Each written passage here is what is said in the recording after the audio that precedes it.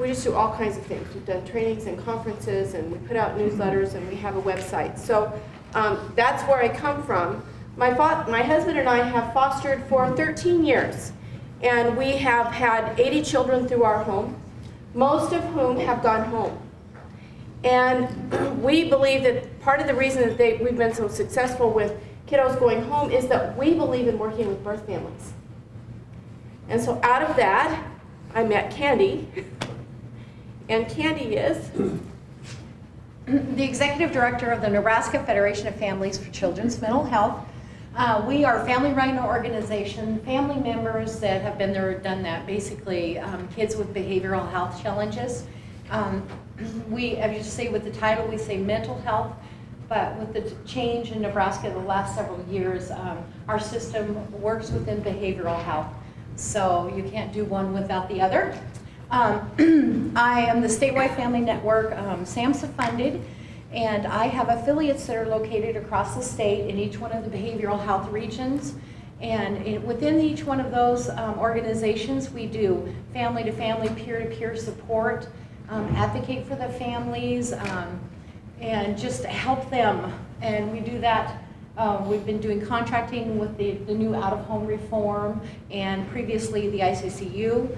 We also help families. They don't have to be in the system. Just call us, and we do find resources, things like that. And I too, I'm a family member. I have a son who's bipolar now, and he's in his mid-20s.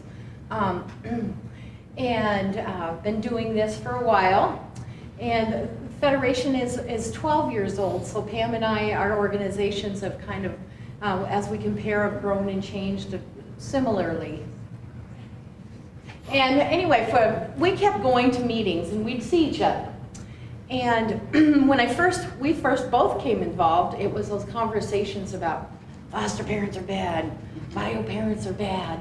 And we started noticing each other at the meetings and started chatting, and neither of us believing that there was anyone that was bad.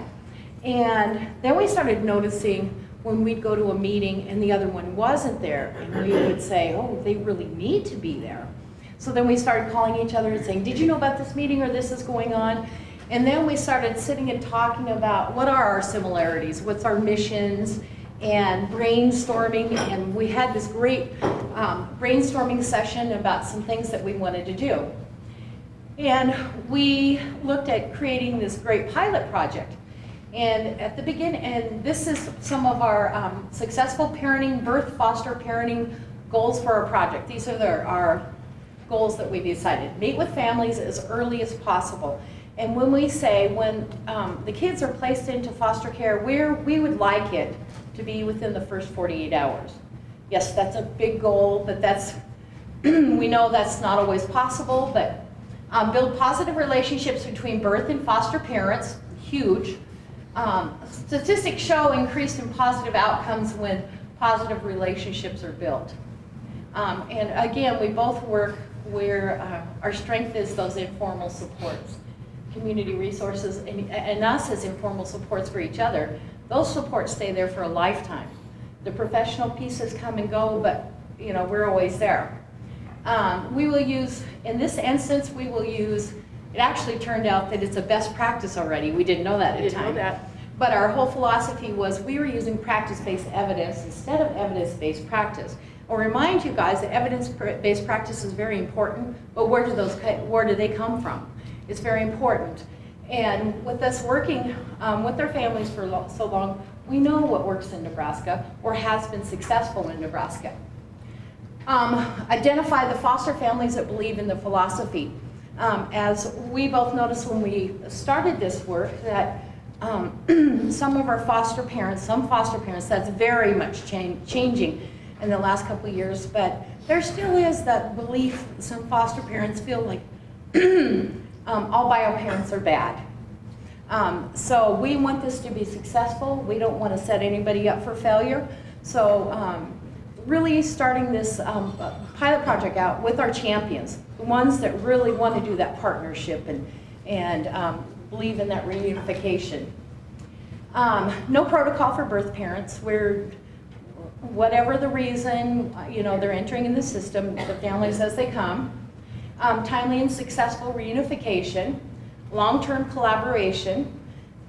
With these initial meetings, we've already been successful with this, but those relationships that start and those collaborations, we've heard some just incredible anecdotal stories about, their family is just a family together for long term.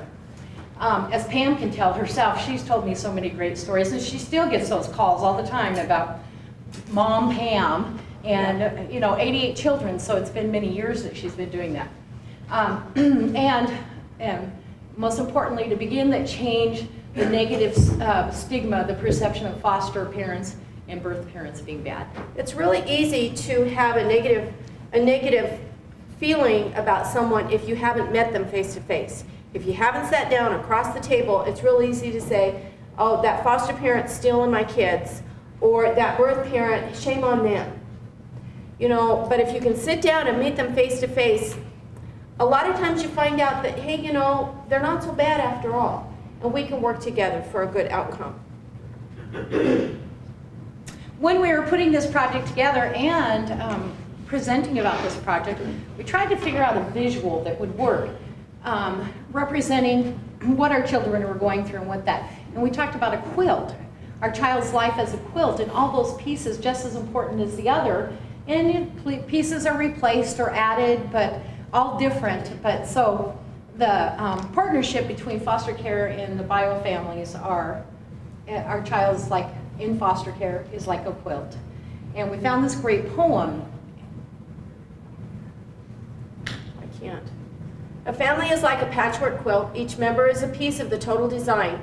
They fit together as the pattern is built with each newborn addition that is added in time. Each shape and color in the quilt is there to add some interest and form. Each person in the family is where, with God's design, they daily belong. Just as a patchwork needs loving and care and mending when ends are frayed, so the family ties may need repair with forgiveness and apologies made. When a patch is worn out and must be replaced, a new piece of cloth can be sewn in its space. But loved ones are so precious, each one so unique, they're priceless heirlooms we all want to keep. They can't be forgotten, our memories of them never end. They're in our hearts forever, we will always call them friend. Though quilts are like our families, they're made by human hands. Their colors fade, their fabric tears, they lose their great demand. But families live forever throughout time across sea and land, for they are made by God alone through his eternal perfect plan.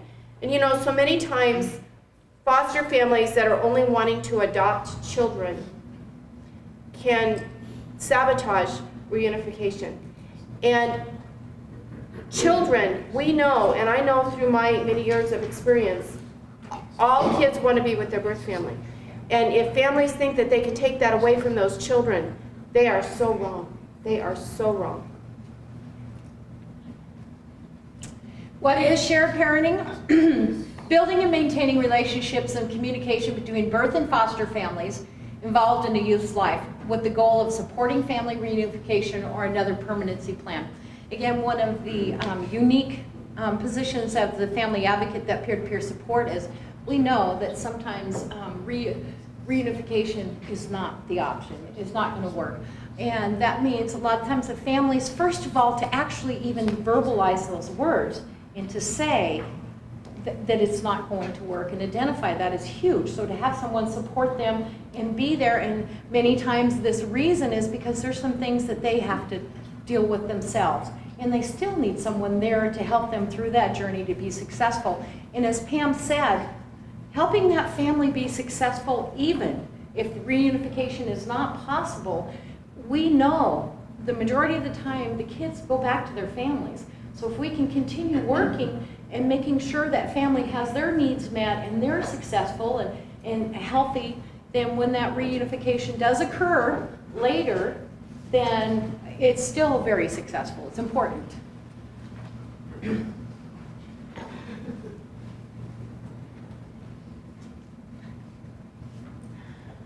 Foster families are going to work with that birth family and that foster child to work on the case plan, to work on the goals, to help them be able to go back home successfully. Candy and I just were in a meeting yesterday where we needed to come up with a plan. We were asked to help the family come up with a plan for the child, permanency plan. Well, you know, if Health and Human Services was really listening to that family, the family was saying, we love him, but we can't parent him. We can't take care of him. We need him in foster care. We want him to be safe. The goal of the department is to get children out of foster care. So that was pretty tricky. And just initially to get the family to be comfortable enough to say those words, it's huge. The foster-bio-family relationship relationship has a significant impact on placement and/or treatment. A respectful, non-judgmental, and supportive relationship helps parents meet their children's needs. Parents will experience less anger, few feelings of shame. You know, when this is probably the biggest crisis they've experienced in their life. Their children are not in their home, and they don't know. When Pam says these words to our families or other foster parents, they don't know where their kids are. They don't know what that family's like. They don't know what the expectations are. They're afraid of what they say or do. And when Pam starts the communication with the bio family and she says, I'm not trying to take your kids. I'm here to help you get your children back. It's huge. You can see the body language just change and the communication change. So less worry about the care what their children's receiving. They know what that family's like. When parents experience less anxiety, they have more energy to focus on their own treatment needs. Got to get past that anger. We know that kids go home more quickly when birth family and foster family are working together because there's an early on collaboration and it gives parents incentive.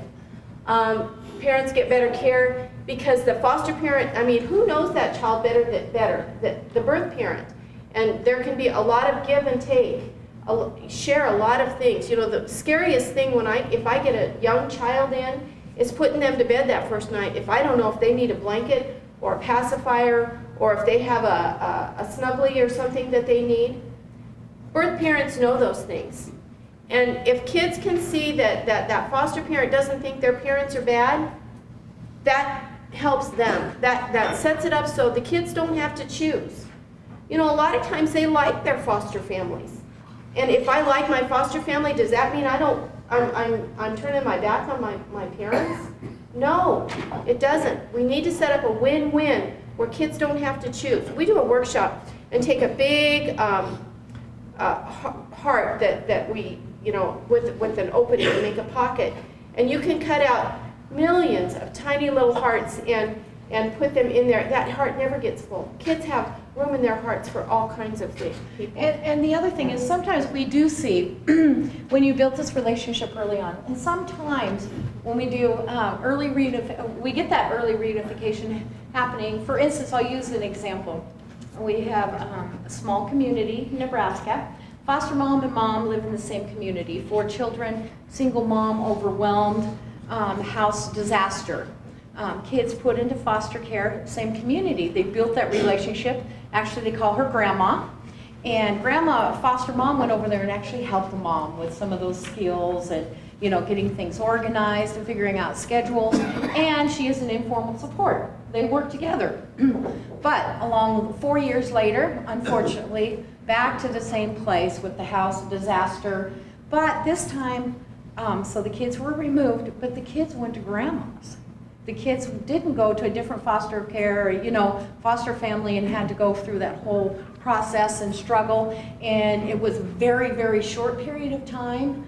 And to this day, they still have those wonderful stories about, you know, what they do and how they communicate. And I'm sure for those children, it's a peace of mind as well. They have that extra security to know that grandma's there. I called one mom. I had her 4 young children, and they were just all over the place. And all she had to do was clean her house. That's all she had to do to get her kids home. And I'd had them for 3 weeks, and I'm feeling overwhelmed because these kids are pretty high needs kids. And I called her up and I said, what are you doing? I don't want to keep your kids. Clean your house. And the kids went home the following week.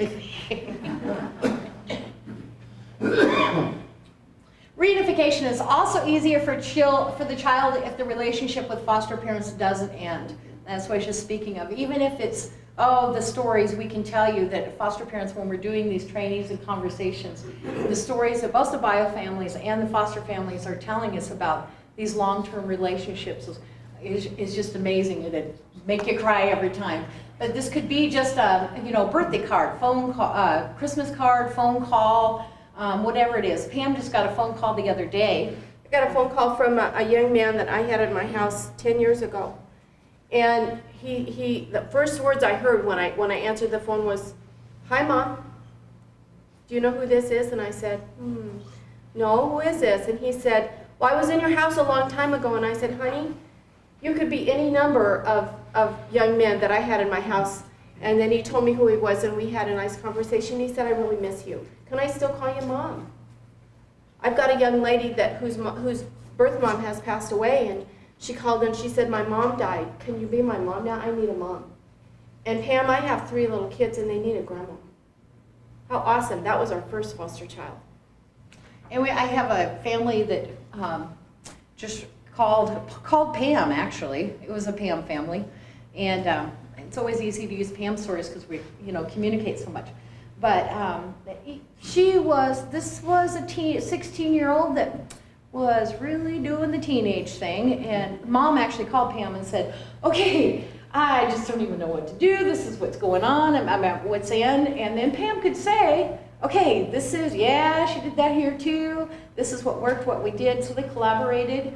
And I am sure, because I'm not going into the whole thing, but I am sure if it were not for that communication, and Pam went over there to help, if that hadn't happened, I'm sure this young lady would have been back in the system. Yep. Back in the system. When we were looking at clip art, we found this, and I thought it was really represented what a lot of our kids feel when they're in foster care, and they have that supportive relationship with the foster care. I know I'm in my own little world, but it's okay. They know me here. So that's when the Federation and FAPA got together and started talking. And we came up with this idea for icebreaker meetings. We didn't call it icebreaker meetings. And when we started doing some research and we were looking for some funding and how we could do this, lo and behold, it's being nationally done. It's becoming a best practice. The Casey Foundation has done a lot of energy working around this. So it was great because we had tools then that we didn't have to develop that was already there or that would help us with this process. Icebreaker meetings are public and private agencies. Because of these icebreaker meetings, got ahead of myself here. Public and private agencies have changed policies and protocols about contact between foster families and birth families while revamping their training for foster parents and staff. And we both have done that. We have changed policies. We partner to do trainings and work together. And with older foster families, it's going to be a paradigm shift because older foster families were told no contact with that birth family. So it's a training piece and a paradigm shift for families that have fostered for many families that have fostered a long time. Icebreaker meetings allow foster parents to learn more about the kids right up front. Birth mom, you know more about your kiddo than I do, so let's share some information. It's also a good time to get pictures because we never know for sure if kiddos are going to go home. And children need their history. They need pictures. They need things that their mom has. Children benefit because there's less conflict and tension between the birth and foster family. Again, they don't have to choose. Decreased sense of loss and abandonment. I have birth families in my house all the time. I want those families to see where their kids are staying. I want them to feel comfortable in my home. And if birth families and my kids know, I will call their birth moms. Really? You say your birth mom said that? Let's just call and find out. Because you guys have never experiencing kids wanting to triangulate, have you? Professionals benefit because there may be fewer relationship conflicts and the transition to permanence should proceed more smoothly. Whether that means going home or staying with that foster parent. I know birth parents that have relinquished rights to foster parents because they can't parent but they want to be involved in the child's life, and they have a relationship with that or that foster family, and they know that they will be able to stay in that child's life if that foster family adopts or does guardianship. And we did, with actually talking to our foster families specifically, there was an issue that came up that I didn't even think about. Sometimes they have so much energy going towards helping the reunification and helping this family be successful. It's really important always we just reiterate to foster families that those boundaries are very important, because you can cross those boundaries to help.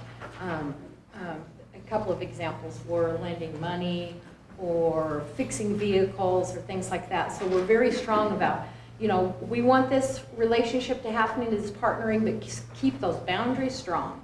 That's very important. Okay, so that just says that we're going to collaborate to do this project. We wish we'd have started working together a long time ago. Yeah. We'd be farther ahead. Icebreaker meetings communicate between families. The term icebreaker meeting is being used in many parts of the country to describe the initial structured meeting between birth parents and foster parents. An icebreaker is a facilitated child-focused meeting held shortly after the child is placed. Our goal, we would like, in a perfect world, would be 48 hours, not necessarily work. And the intention of this meeting is nothing more than to share information. We're not setting long-term goals or expectations.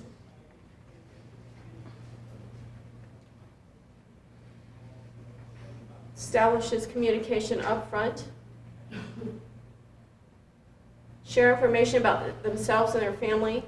If I have a child removed from my home, I want to know who the family is and what their philosophy is, and I want to know what they do for fun. I want to know everything I can know about where my child is. Who the family is, who else is in the home. We set up a protocol, and we did, after we did this PowerPoint, we sat down and started thinking, we really don't want families, We ran into a couple snags. foster family, to say why I became a foster parent, because we know, and FAPA manages the inquiry line, so anyone that wants to be a foster parent in Nebraska starts with us. And 90% of the calls that come in because families want to adopt. And if you're sitting at a meeting with a birth family and say, gee, I became a foster parent because I want to adopt, I don't think that's going to start things off on a very good foot. So we're going to eliminate that. And it's sad because a lot of the foster parents, they have these incredible stories of their journey and why they became foster families, but we just really can't take that chance. How long the family's been providing care? Hey, are you qualified to take care of my child? Who else lives in the home? I want to know who my kids are going to interact with if I'm a birth parent. Assure them, like Candy said, I always say, hi, Miss Birth Parent, I'm Pam, and I'm not here to keep your kids, I'm here to help you get your kids back home. Set those boundaries are really, really important. Such as I'll give an example that when the foster parents are working, when it's okay to call, how many times it's okay to call, because you have some bio parents with anxiety, and we've heard stories of many phone calls a day and being very disruptive. So that gives them an opportunity to talk about what's okay and what's not okay. Rules of the home, and some families have written rules. That's a good thing to give to the birth family. Daily routines and child's progress. Birth families are encouraged to tell the foster parents important things about their child, such as, the one thing we don't put a parent to always ask is, what kind of food do you like? That's very important, what you like, what you don't like. The medical concerns, the schedule, if their schedule may be different. Important cultural and family traditions, that's an important, and items, like Pam talks about, those special items that the child has, their blanket or whatever that may be. We also we encourage the bio family to bring a family picture with them, and we get a frame so the child has a picture on their bedstand or wherever they want, so they have that connection with their family and it's there. And of course, educational behavioral concerns, medications and IEPs and all these information. The sooner that the foster parents have that, they can continue and work on that. We do not we're not recommending that your children participate in this meeting. It really is parent to parent, but some of our older children want to be there. So if that's something that they want to talk about, express their concerns or ask their questions, and so we try to make that available. These meetings are going to be held at a neutral place. It's not going to be Health and Human Services or any of the lead agencies. It'll either be at our office or someplace neutral. It's going to be relatively short, about an hour or less, just enough time to meet. And we'll do a follow-up evaluation, ongoing evaluations, actually.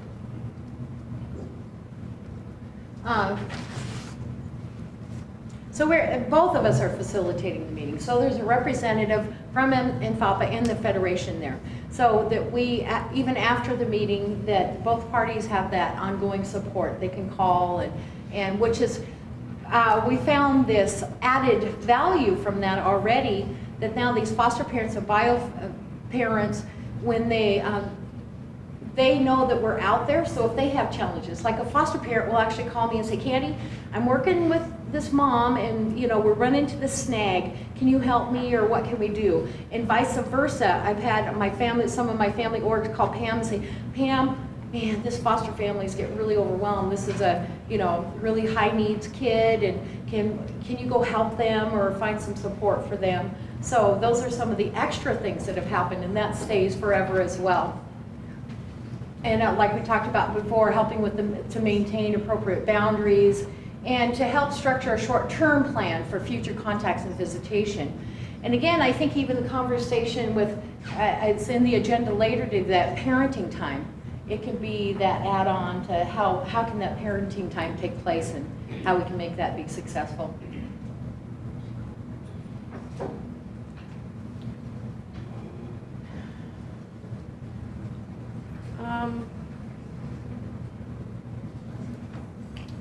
Again, it's just for respectful relationships between the families.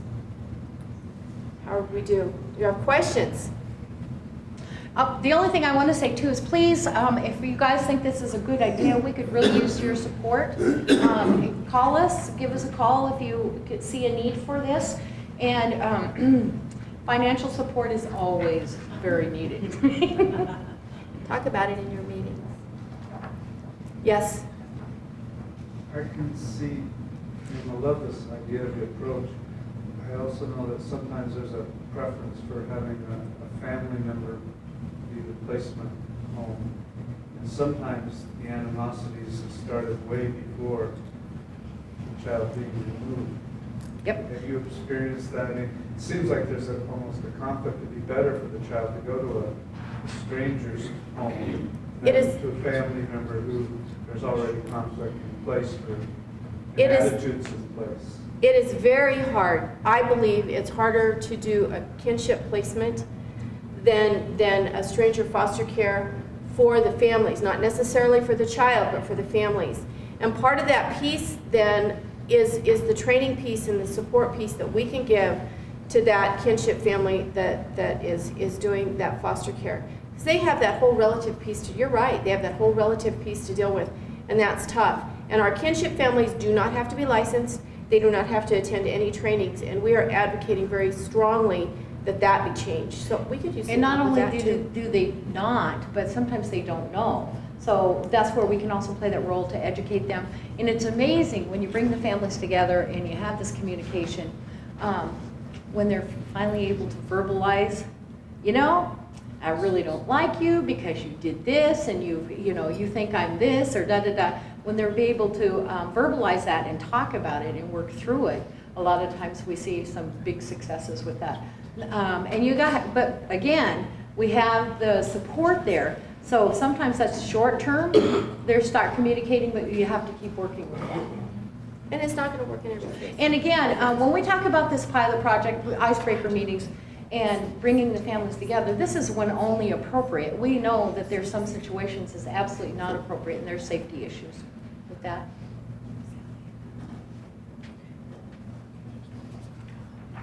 Okay, thank you. Thank you so much for your time.